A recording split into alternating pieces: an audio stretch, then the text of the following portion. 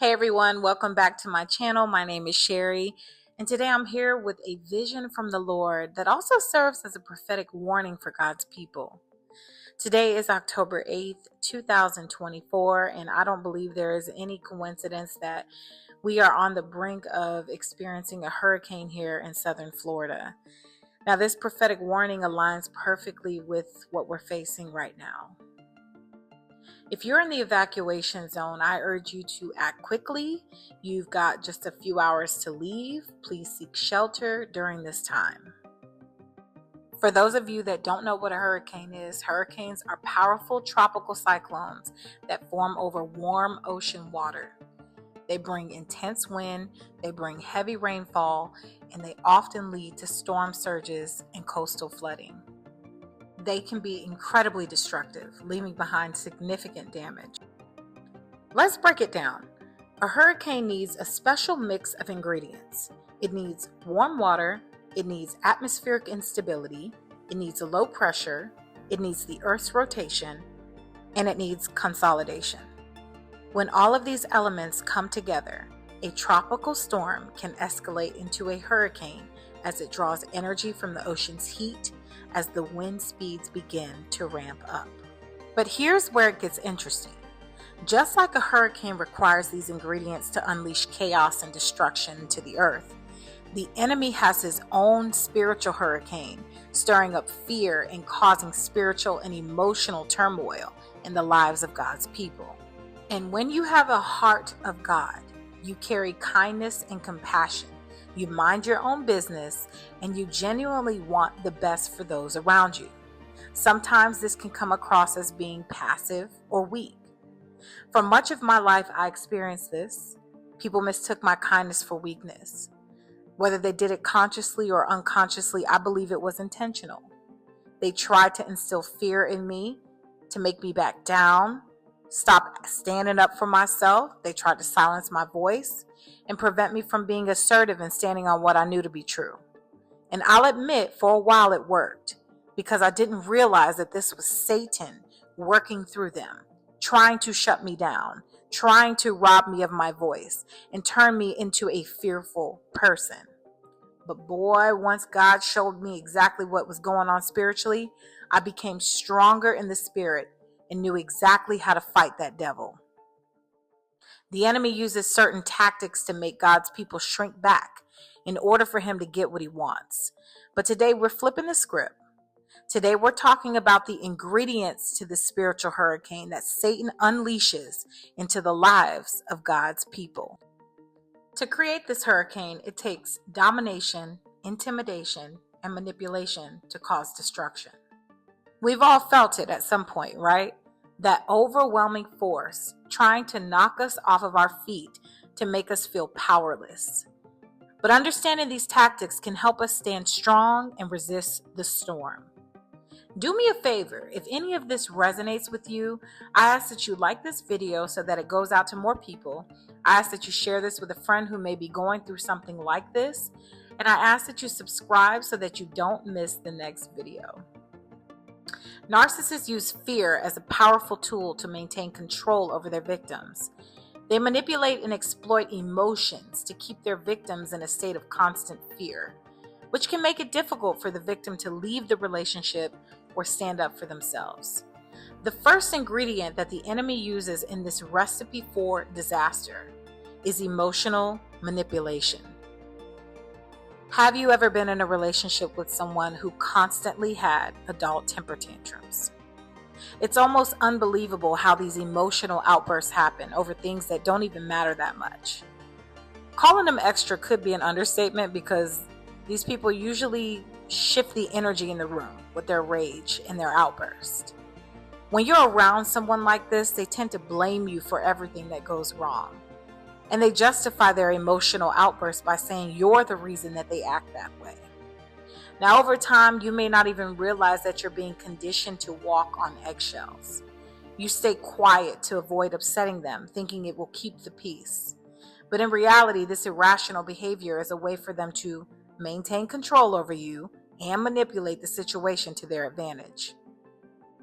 Let me remind you that you are the only person that you can control. And when you are dealing with someone like this, there is a certain way that you have to handle yourself. The first is to walk away and avoid engaging while they're acting out.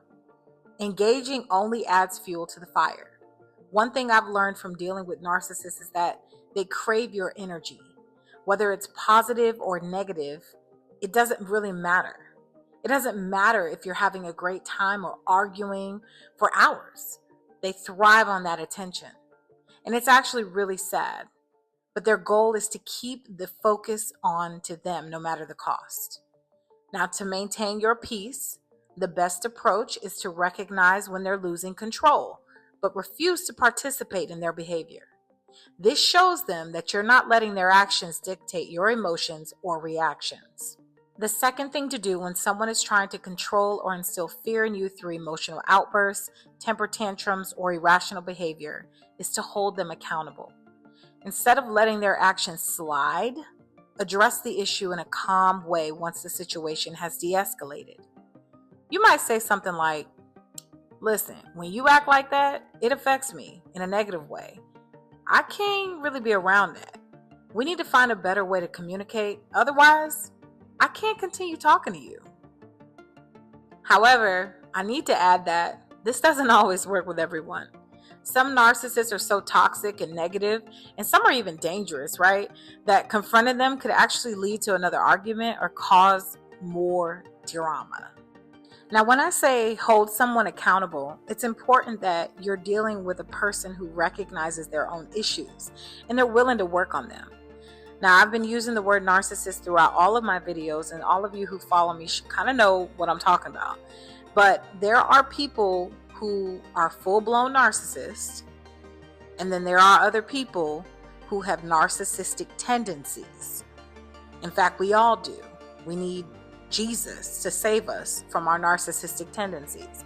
These are the people I'm talking about. Some people are open to change, but we need to be wise and discerning.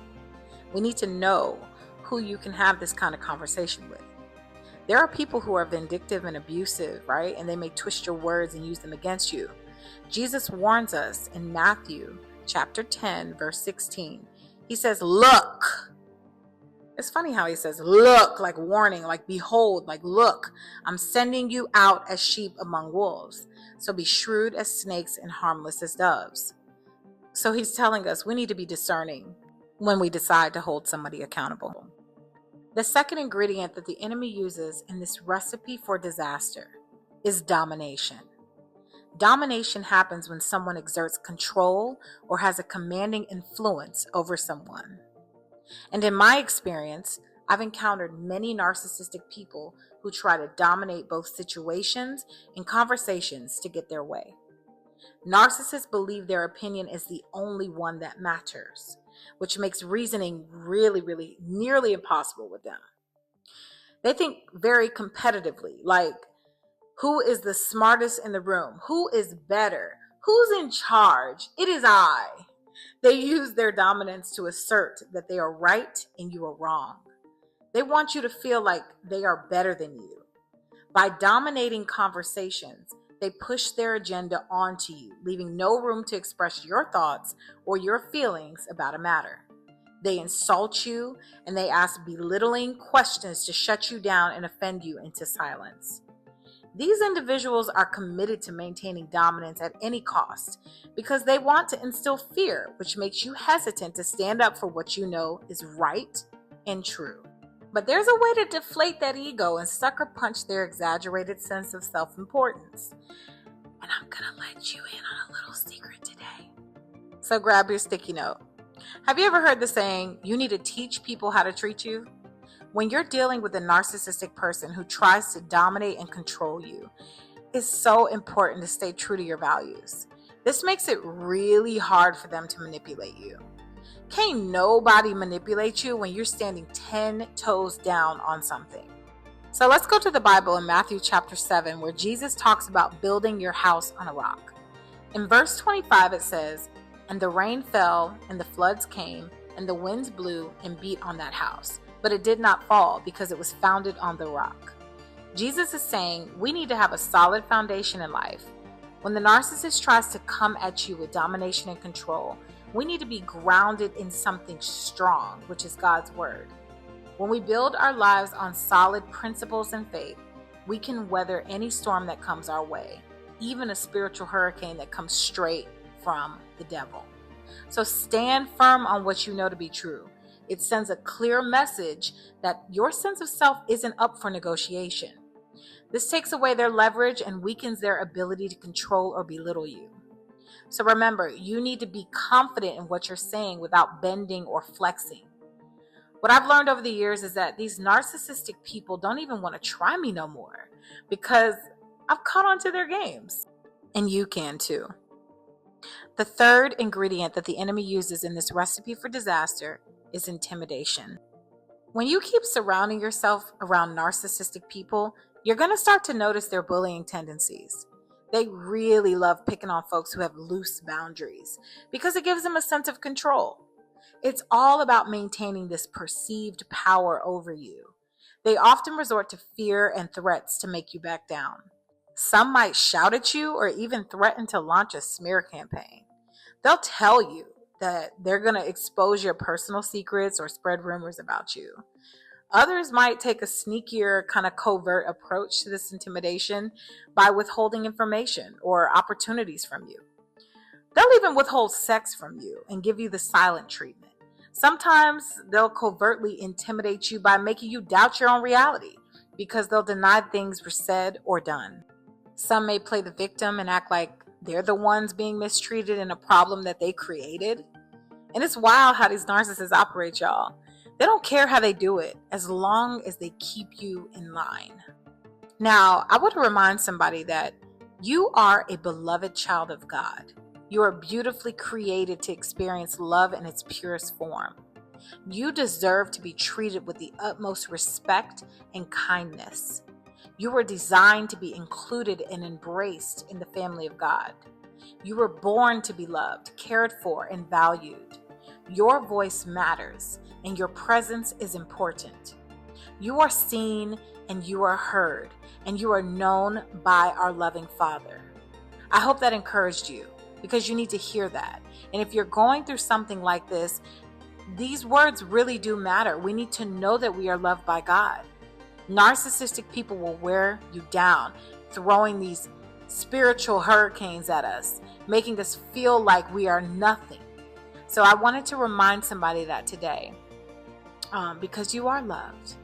Now, it's important to know how to move out here because these spiritual hurricanes, they keep coming. I'm not even, this is really unfortunate for Florida. We're having natural hurricanes, right? Back to back, but the enemy will launch these spiritual hurricanes at us just over and over and over again. And we need to know how to operate, right? Now, if we need to seek shelter and get out the way. If you need to board up and set boundaries with people just to keep the storm from crashing in, board up. If you need to evacuate the premises and leave a certain situationship, right? Step away from some toxic family members or friends, go ahead and head out.